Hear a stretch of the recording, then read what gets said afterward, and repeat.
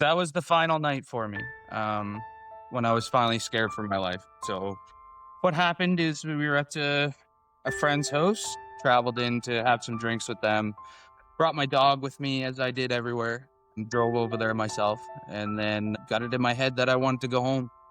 And a friend drove me home and dropped me off, and I guess I was so under the influence, I realized I forgot my dog. So I hopped in my winter beater in the garage and I drove back. I showed back up at the friend's house. It was 3 in the morning and I was in the driveway and I was just revving the car for almost an hour, like hitting the rev limiter.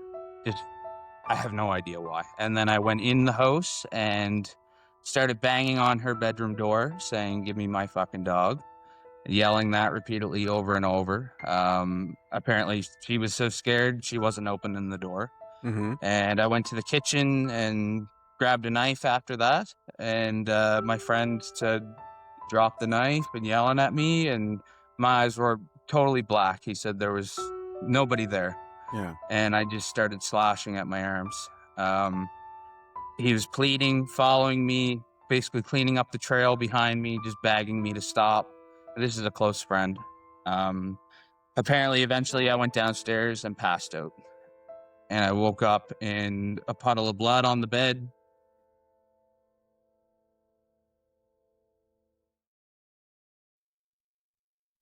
Hey, everybody. Welcome back to another episode of the Willpower Podcast. Today's guest is a 35-year-old dad from Nova Scotia who should probably be dead multiple times over. Ryan Barrett was molested at 8, buried the shame in hatred, death metal, rebellion, and eventually every substance he could find.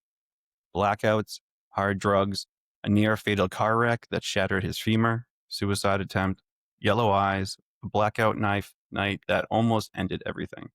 But one morning he poured out a glass of spiced rum, begged for help, and got sober. For real this time. Now he's over 2 years sober, engaged, raising 2 kids, hitting the gym hard, restored his faith in Jesus, bought a house, and works every day with troubled youth, using that exact hell he crawled out of as his greatest tool to help him. So please welcome the unbreakable Ryan Barrett. How you doing today, Ryan? Good. Thank you so much, Will. Appreciate you having me on. Yeah. Is there anything in the intro I got incorrect? No, it sounds great. Yeah. Yeah. So, Ryan, at age 8, everything changed. How did that secret start shaping the anger and rebellion that came next? So I'll back up a tiny bit. At age 8, I dealt with sexual molestation, and that's when things got really dark. So, Ugh. yeah, it was somebody that my mom had felt pity for, an older boy, and I was in with the wrong crowd and stuff, and she had said that I was only allowed to hang out on my street with that boy, and yeah, he ended up making me and some of his younger cousins do some things, Yeah. and at the time, I didn't understand the whole thing, and instantly went into, I made a pact with myself that I would never tell anybody, Yeah. and it did. I felt like it stole my childhood from me. Mm. I instantly, you know, my behavior turned. I was resentful towards certain groups, especially gays, and I tried to figure that out for a long time. That's when I made a pact to myself. Uh, I had to be the center of attention, class clown, defiant towards authority, and I really lost my childhood at that age after that happened. I'm so sorry you had to go through something that traumatic, man. That is so unfair that people would do something like that to someone else. I mean, it's just tragic, and I'm so sorry. So, death metal, bullying, class clown. When did getting a rise out of people turn into needing weed, booze, and harder stuff? Yeah, so around the age of 12, 13, I started to smoke cigarettes with a group of friends. And then that turned into weed and experimenting with drinking around 13, 14. And at the time, it's very similar to others. It allowed me to feel different. It numbed those memories and that pain. And I felt more sociable and fun when I was under the influence of something, right? So, Yeah. yeah, it was kind of a release, but it turned into something much more harder to manage down the road. Yeah, I bet. I bet. When did you start drinking and using? Yeah, so with the alcohol at 13, 14, and just having little drinks here and there with Mhm. friends, Yeah. it was very much experimental. It was more the cigarettes and weed, but yeah, at the time I was acting out in school, diagnosed with ADHD, so tried to give me all kinds of different meds, and I would refuse to take them and stuff because it made me feel less sociable and Mm. different. Anger management counseling and counseling right into my preteens. So yeah, it was never really a need for the cigarettes and weed to fit in. Yeah. I was the same way. I was drinking and doing whatever everyone else was doing just to kind of fit in. And I would always gravitate to older kids, Mhm. right? Yes. So the car wreck at 19, femur in 7 places, almost Yeah. bled out. Yeah. Most people would slow down. You threw the party around the lazy boy. What kept you saying more? Honestly, I guess I was just not ready to accept I had a serious problem. Um, at that time, I truly hated myself. I didn't like myself at all when I wasn't under the influence of something. I was so deep into the alcohol at that point that I was masking every day. And when I would drink until blackout most of the time, get into whatever drugs I could. And yeah, it was just all or nothing. And it continued. It didn't scare me, and it should have. Um, I almost died, but I just continued to party, and the party came around me. And yeah, I kept going for years after that. Yeah, can you talk a little bit about that version of you? Like, Um, so I feel like, the center of attention, class clown behavior just magnified into the drinking. And I would be the same person. I would say things to get a rise out of people. I would talk down to those who were weak, say at a party. If that meant everybody else was going to laugh at me, mm, I would definitely do that. I wasn't a good person at times, lots of fights and stuff. There was times where I'd go to a host party and I would go, there'd be 30, 50 people there, and I'd go up and find the homeowner, the one who's hosting the party, and talk down to his girlfriend and get hmm, beat up by like 15, 20 people. really? And just self-destructive behavior like that, I was gonna especially. say, Just self-hate, I think. I truly hated myself. yeah. And I hated who I'd become. And Now, this is a very obviously a very personal question, but the suicide attempt. So you had a rope around your neck, the phone rings, you answer. What made you pick up? um I've tried to pinpoint that, and, honestly, the only thing I can come to is by the grace of God. Just something made her mom call me at that time, you know? I just dealt with a breakup, and it was like devastation for me, you know? Hmm. And that was a trend with a few girlfriends at that time. Um, just feeling totally shattered, alone once they had left me because obviously my behavior and addictions were too much for them, right? Yeah, yeah. And then I'm stuck with my own thoughts, and I would just go into deep depression. And like I said, the Thursday to Sunday cycles, I would wake up Monday morning and would just want to die. I couldn't get out of bed. I got fired from my job. He said, you've called in sick 7 Mondays in a row. Clearly, there's something wrong with you, right? Hmm. So back to your question there. Um, I had just dealt with the breakup. I was pacing around in my apartment by myself and just in utter misery. And I just wanted to end it. And I tied up in the closet there. And as soon as I had stepped off, I heard my old flip phone ringing. And something in my head just said, get your footing and go answer that phone. And it ended up being her mom. And, she said, what are you doing? Are you all right? And I tried to lie and say I'm okay, but clearly I was distraught. And she was like, I know you're not. What'd you just do? Right. So, Yeah. and she talked me through it. But yeah, I was very close. I could feel myself slipping from consciousness before I got my Oh footing. my So gosh, Ryan. That extremely is, close. Yeah. I mean, I'm so sorry that you had to go through that, but that but to get the call and to feel compelled to answer it, and then that was the moment. That was the moment of Yeah, it's just so hard to pinpoint just that ringtone that went off, and it was just a split decision, you know? I gotta answer that phone. So, like I said, grace to God is the only thing I can pinpoint, right? now. What did that feel like after you took the phone call, you talked to her, and Um, how did life very go after? thankful, Yeah, obviously, for her mom, but, extreme shame, you know? really.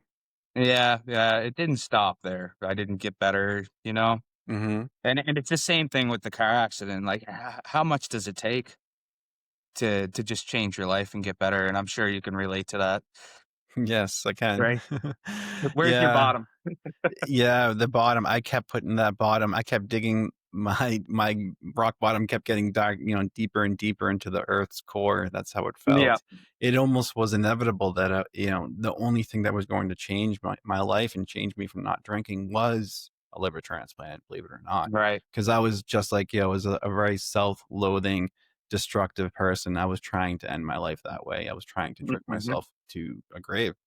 And It's by the and self-sabotaging, yeah. by the grace of God, similar to your story, by the grace of God, I was saved. And yes, it was many complications thereafter, but you know what? I'm here and I'm Yeah. alive, and I'm so blessed to be here. So I'm so blessed, and I'm so grateful that you're here too as well. Mm. Thank Thank God yeah, for that. Yeah. thank God for that. So your drinking style, people are always fascinated with this because they can relate to people's stories in different ways. So what was that like for you? Like, what were you drinking? How much were you drinking? And when Oh, did the drinking just get out of control? so like I said, around 13, 14 when I started, it was very experimental. Um, I would say by the age of 17, 18, when I first met my first long-term girlfriend, and it went from weekend beers here and there to an everyday thing for me would be when it started to get serious. Um, I would drink a lot. Like I said, it was all or nothing. Usually through the week, it would be cases of beer when I get home from work. Hmm. Um, Fridays and Saturdays would be a full quart of Golden Wedding whiskey, and I would drink that straight with a bottle of juice beside it, case, Yep. and then a case of usually hard beer, like dry ice, like 6% beer on top of that. So And I beer. mean, Oh, it, keep going. and whatever anyone else would give me, like Yeah. so. So mostly beer though. It sounds like. Well, a quart of Golden Wedding whiskey on top Oh, of that oh, you did say I never on the heard that weekend. that brand. Is that like a cheaper whiskey or is that Oh yeah, yeah. yeah. Yeah, just the name of it. I'm like, I don't recognize it. It sounds like something like Evan Williams out here, Just like one of those kind straight of whiskey. Yeah, yeah. yeah. Oh So my gosh. you're asking for blackouts on those nights, right? Yeah. When did now did you ever get in like trouble with the law because of this kind of thing or Not so much. With the alcohol, no. I did get caught when I was 17 for possession of weed. I was selling weed through high school and stuff, Mhm. and then got caught being a lookout for a break and entry at 17, right before 18. Wow. So, yeah, yeah. Going into a guy's house and didn't know that these two friends that asked me to go with them, they had already hit this spot a couple times. So he was waiting the last time they actually took the gun that was waiting for them, and found out from the Crown reports and stuff that the freezer was filled with pints of vodka, but it was actually hydraulic oil in them. So Hydraulic he was oil. yeah, he was hoping he would open it, drink it, and, Wow. potentially injure or kill us, right? So he was waiting, And and I had no you were idea. 17. I'm sorry, I don't want to cut your story off because your story's That's okay. Yeah, yeah. 17. Yeah, You're yeah. 17. So I So yep, sorry. I keep doing it. That's okay. I got nabbed with that one. A B&E, and obviously it was 17, so I went through restorative justice when I turned 18. It wasn't on my record, hence why I can do the line of work I do today. So I was gonna say, I'm like, so it's when you're 17, it's a misdemeanor, right? It doesn't go on it your is. wow. Yeah. In the But line had to of watch my shoulder for a long time because he was involved with a certain club that's known. Uh, yeah. yeah, not Did good. you Not good. yeah, the club, I know you're referencing it, but I don't think you wanna share it. I don't. It's just like a gang or a club, and Okay. it wasn't good. It wasn't somebody to be messing with. Let's just put No. it that way. Yeah. Okay. So, Let's keep it at yep. that. Yep. Um, yeah. So the blackout knife night. You want to talk about that? Waking up in blood, hearing that what you did. Walk us through pouring out that spice rum the next morning. That was the final night for me. When I was finally scared for my life. So what happened is we were at a friend's house. At that time, I was living with a couple friends that we rented our own house. Um, yeah, so I traveled into it was kind of a host party. Traveled in to have some drinks with them. Brought my dog with me as I did everywhere. Drove over there myself, and then got it in my head that I wanted to go home. And a friend drove me home and dropped me off. And I guess I was so under the influence, I realized I forgot my dog over at the friends I was at. So, about 15, 20-minute drive or something. I had a second car that was in my garage. And by this time, I was already blacked out. I don't remember being home, but I was told everything the next day. So apparently, from my roommate told me I hopped in my winter beater in the garage and I drove back.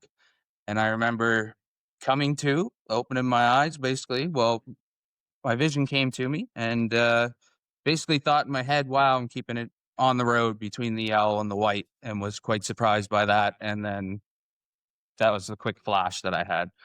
So I was told I showed back up at the friend's house. It was 3 in the morning and I was in the driveway and I was just revving the car for almost an hour, like hitting the rev limiter, just I have no idea why. And then I went in the house and started banging on her bedroom door saying, "Give me my fucking dog," yelling that repeatedly over and over.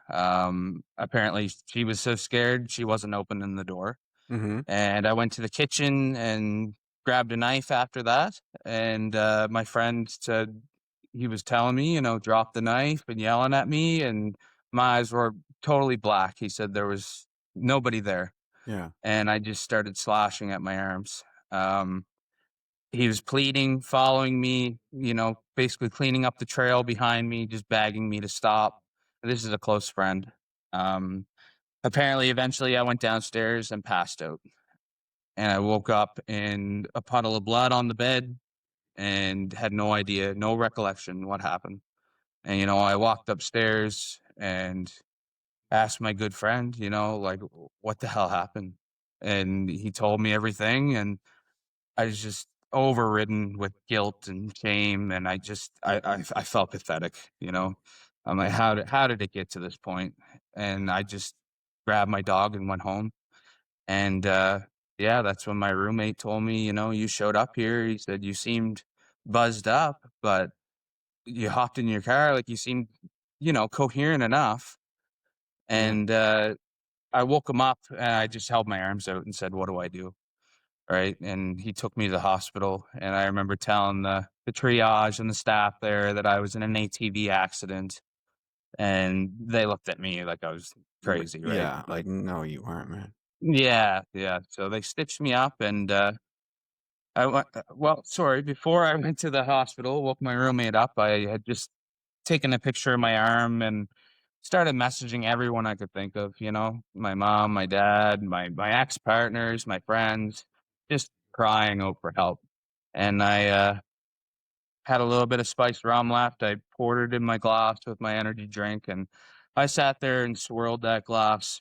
It had to be for an hour. I smelt it, I sat it back down, and I finally something snapped in me, like clicked, and I poured it out.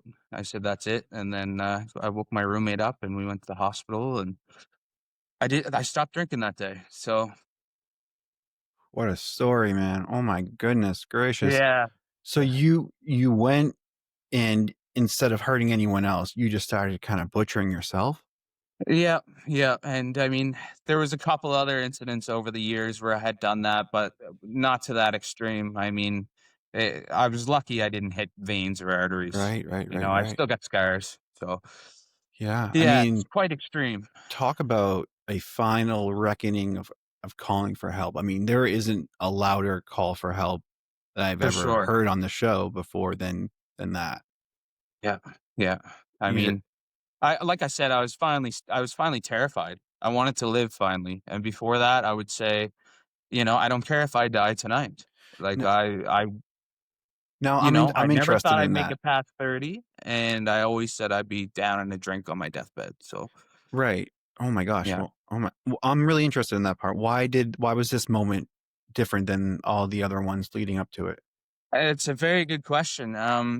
But I think there was intention before with the car accident to, go out and get more substances is where we were going. Mhm. I made the conscious decision to get into that car. And at the time, I didn't really care about my well being. And this time, where it was total blackout and I didn't remember any details at all, I woke up and it was just such a shock to me. Mhm. And just something changed in me. Like I wanted to live, Yeah, you know? you had the will to live again Yep. after almost killing yourself. Yes. Yeah. Yeah, I in light of mean, that, I mean, I'm just it's just a very, wow, profound moment. I mean, that's right. so tragic, but at the same time, it's like that was the final call for help. So walk me through that. You went to the hospital with your buddy there, who was Yep. happened to Yep. be one of an clearly a really good friend. If he saw all that and was like, okay, like let's put the drink down, let's go to the He hospital. saw how serious it was, yeah, yeah. Yeah. Um, so I continued to live in this house where I was at, and it was the party house.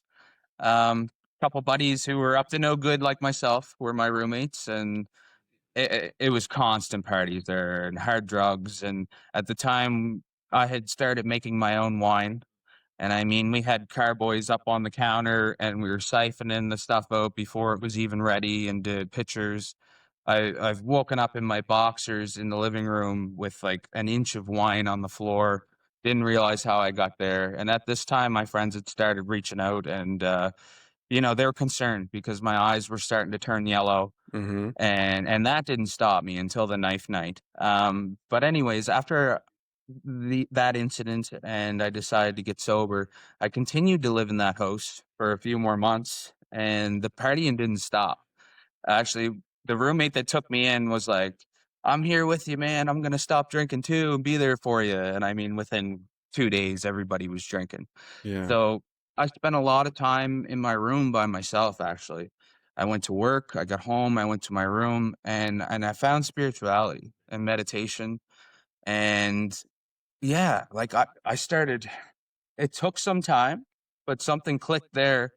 And I had no urge to drink, even though I was around it every day and around the drugs and stuff. And Mm. I said this before, it was almost the easiest thing I've ever done. And people are like, "What?" But I had no urges. The smell almost made me gag when I smelt alcohol, Uh-huh. and I was sober for 2 years and 9 months after that. That's in So that's incredible. You went back to the home. So usually your environment is like one of the biggest factors in lasting recovery, especially in the very right. beginning. Like making sure that your environment, the people you surround yourself with, are not enabling in any in any way Yes, yeah. whatsoever. But it sounded like, if I'm hearing you correctly, you took that opportunity of placing yourself in the fire and Yeah. practicing meditation while chaos is still surrounding you. It's not like it went away. It's right in the other room and you can hear it. Right, and I acknowledge that that wasn't the best environment to be in, and it didn't last long, right? They couldn't come up with their rent. It was like a few months before I was out of there, and I actually moved back into the place where the knife incident happened with a friend there, Oh, and she jeez. had let me move back in, but it was clear if you're drinking, this isn't going to happen, right? Hmm. So from there, I just started to get healthier with myself. A big thing that I started to do was go back through my past and some of the bullying and stuff that I had done and some of the people that I had done wrong. I started to reach out to people and message them and apologize for it. And if they didn't get back to me, which a lot of them did, I at least accepted it within myself and faced it again. So yeah, there was a couple people, someone I was really not nice to in elementary. I reached out to her and she basically, she forgave me and said, "I've moved on with my life, but that's so nice of you to reach out." And, I've gotten past that and stuff. And I knew she wasn't doing well at the time, but she passed away a year after I reached out to her. So there's some things like that, Wow. like I would Yeah. have never gotten to do that. Now, So that's one of the steps. Were you working the steps, or was that just something that you came to like realize on something your I own? did myself. Yeah, I've never gone through AA or anything like that. I did a choices program when I was 17 because Hmm. my mom had said that was a stipulation to live in the house. Sure. But yeah, I did a lot of this on my own now. I've listened to a lot of podcasts and videos and stuff on mindfulness and spirituality, which helped me along the way. Yeah. But I'm curious, can you get into that? Like, so when you were in that chaotic home and you were finding yourself again, when you were exploring that self view, like walk me through that. So that they're partying, everything's going on around you. You can smell the whiskey, but you have no desire to drink it. What were you doing exactly? Were you like what exactly were you doing? I'm just really curious about so that part. honestly, I would get home and I was listening to they're called binaural beats. Oh, I know what you're talking about. Yep. Yeah, yeah. So different frequencies that are played over like Hmm. some meditation music, and I would get my headphones on and lay there, and I'd heard of meditation my whole life, but I'd never been able to get to that place, probably because of my ADHD. Hmm. But for the first time ever, after I laid there long enough and had intention on my breath and got to that place, it was just a feeling I've never felt. And I just thrive to keep going back for it. So I continued to do that every day. Do you? And that's when, some of this stuff I started to go back and apologize to people. I did some like community outreach and went back to like my hometown and started cleaning up around the parks and things like that. And Really? yeah, just tried to just make some positive changes, be a better person. So, Yeah, that's really yeah. neat, man. You started doing like community outreach and you started serving, it sounds like, instead of self-serving. Yes, absolutely. Yeah. Yeah. And What a great I'm way still to. working on that. Oh yeah, me too. But it's a Yeah. great way to start your recovery. I mean, coming at it and realizing that this was no longer serving you and to help yourself is to help others. It really is. Yes. Yep. Yep. Yeah. Absolutely. So 3 years sober, baby on the way. You think I can moderate now. Relapse hits both of you. What was the moment you knew moderation was a lie forever? So I foolishly, I had some conversations with friends and look how far I've come. It was Hmm. 2 years and 9 months, so almost 3 years. Okay. And, I had made some major changes in my life. And, why can't I go for a couple beers Mhm. and have some wings with the boys? Yeah. Is what my thoughts was. It's only a couple beer, right? Like Hmm. I've come so far. I can do this. I'm not who I was back then. I have control now. Boy, was I wrong. Yeah. Okay. Within by that weekend, I had convinced myself that she has come far enough to do the same. My now fiance. Hmm. Um, that we both deserve to have a couple drinks here and there. Oh It yeah. turned into me. I had a long day at work, so pick up some tall boys. We had 3 tall boys each. What's the big deal? Before too long, and like I said, by that weekend, the few beer had turned into a case, and we just spiraled. And it took a year and a half before I got sober again. Oof. Um, I'm glad you told that story. I'm glad that you're talking about that because relapse cycles are very extremely common, more common than they're just, oh, I got sober and I'm still sober. So I'm really proud of you for telling us about that part of your story. So yeah, walk yeah, us through that. Like, so you relapsed and then it lasted about a year. That's a long one. So it did. what led up to the point where you were like, oh, time to Well, change? just the fact that we were jeopardizing everything we have, Hmm. and especially with the kids, like it was getting to the point, and most of the time, yes, I did learn limits. I wasn't going for blackout anymore, but our relationship, it was sabotaging it. My health was slipping again. I was putting on the weight. I just the motivation wasn't there anymore. Um, she would get physical at times. We would be yelling. It led to a split for 3 months. Um, yeah, it just I knew we had to get sober again before we lost everything. It's It's to put it. really scary when you think about how alcohol is like this sneaky little devil that's just hiding at all times, but it's up to us to always be on alert, right? Always be Yeah, wary of like never ever think that we can just moderately drink or one won't hurt. Like that's the worst kind of thinking we so can do to dangerous. ourselves because it's almost like giving ourselves a little bit of permission to sneak something. And Yep. but once we open Pandora's box, there's no putting Oh, that it's back all or in. nothing, right? Mm-hmm. It Yep. really is. It really is all or Um, nothing. Yeah. it's scary. It's really scary. It's really scary. So working with troubled youth every day. Let's get to that part. Yep. What's the look in the kids' eyes when they realize that you've actually been where they are? So I've been working with my current client of work since 2018. I've had a lot of clients. I've worked my way up the ladder, to manage clients myself, and a lot of these youth come from broken homes, addiction, abandonment, and I truly look at it as my special tool. Like I put it to use all the time. They can really tell when you have life experience, and it's just not from a degree or a book. There hasn't been too many clients that don't resonate with me, and yeah, it feels like my calling. It really does. Mm-hmm. I've helped a lot of people, and sometimes it's just planting seeds with them.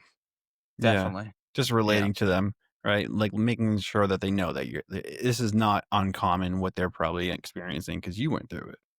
for And, sure. and And intuitively, they can pick up on it. Like the other night, I met a client for the first time, and he looked at me, and I hadn't even told him much about myself. And he's like, "You've had a hard life, haven't you?" I'm like, "Yeah, I have, but I'm putting it to good use now, right?" So, yeah, yeah. yeah, That's really yeah. cool, man. That's really neat of you. That's an awesome pivot for you. So to the guy listening right now on day 7 of dry January, the bottle's in his hand. He's thinking, I'll never make it. What do you need them to hear? Just there are people that care. There are people that have been through this, and I encourage those. Like I said, I truly think that a lot of these people have somebody that's in their corner, like Tara was for me. Mm-hmm. Just keep going back to those people that are there for you, and you know, it's hard to give that advice to believe in yourself at the time because I remember myself not believing in myself. So Yeah. I'm having a hard time answering this one. Will I It's really okay. am? It's okay. Like, we can get through this one because it's hard when for most of our lives, we've felt really low and we felt like we had nothing to contribute. And I'm putting words in your mouth, but I'm speaking from my own experience here. No. Yeah. Yeah. To give someone that advice who's going through something that you went through as well is really tricky because everyone's story is so personal and everyone's It is. circumstances are so different. But Yeah. I would say like you did answer the question. You said to reach out. I mean, reaching out and asking for help and support is crucial. It's one of the most important steps, if not the most important step, is admitting that you don't have control over this anymore, and it's a huge Right. issue. So reaching out for support, I would agree with you. I think that is a very sound, well said answer because that's exactly what you should do. And So and and just know, like, from stories like yours and mine, that there is light at the end of the tunnel, right? Things can get better. You can completely turn your life around, as helpless as you feel at the time. You know. yeah. Now, did you because you went from a very chaotic lifestyle to what seemingly sounds like a normal one now. So was there that kind of because that people talk about this all the time in recovery, like that grieving period of the chaos? Do you know what I'm saying with that? I, I do.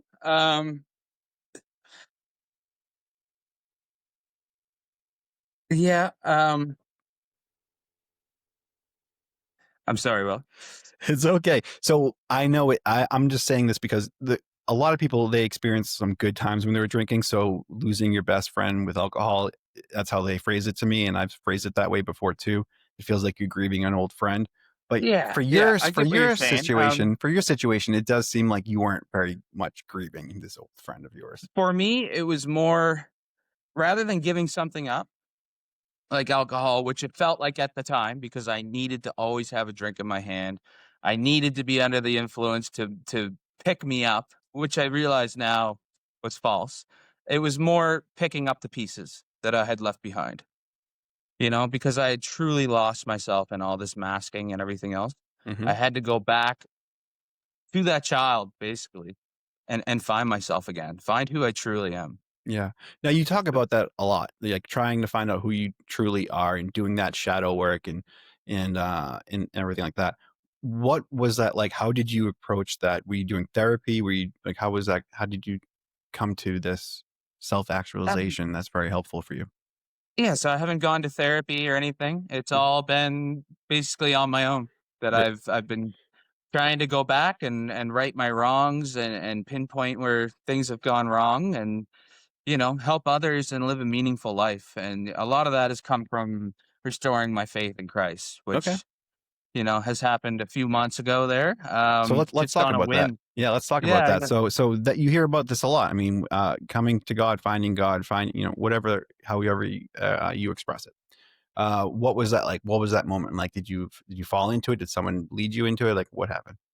So I had felt it pulling for a while. I was born Roman Catholic, but not very involved in the churches at all. It was more of a Christmas thing a few years, and it was left at that. And Mm, like, especially after some of the stuff I went through, at age 8 and stuff, it was the farthest I could ever be from it.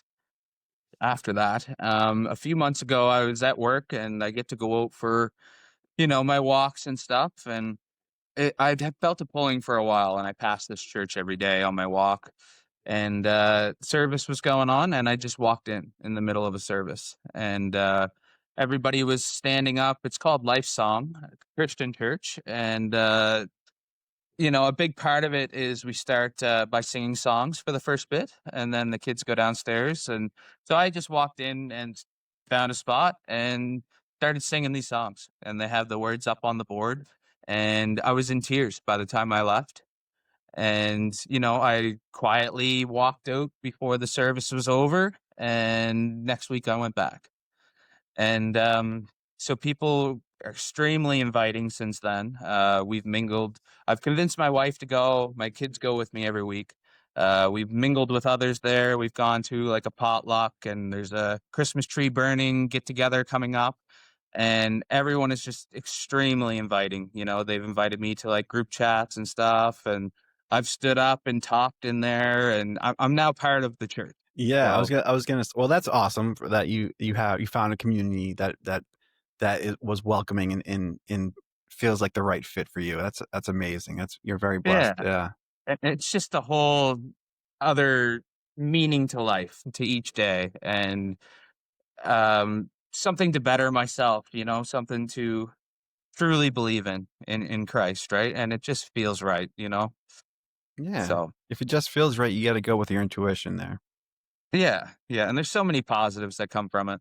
I said to my wife, well, worst case scenario, we're wrong about the whole thing and we became better people. Yeah, exactly. Best case scenario, it's eternal life with our Father, right? So That's true. That's true. That's a really good way to look at it. I mean, worst case scenario, you're going to become just by osmosis. There, you're going to become a better person because uh, you're practicing, all the good things that religion does right. elevate, right? Yep. Um, so engaged, kids, house, gym, church every Sunday.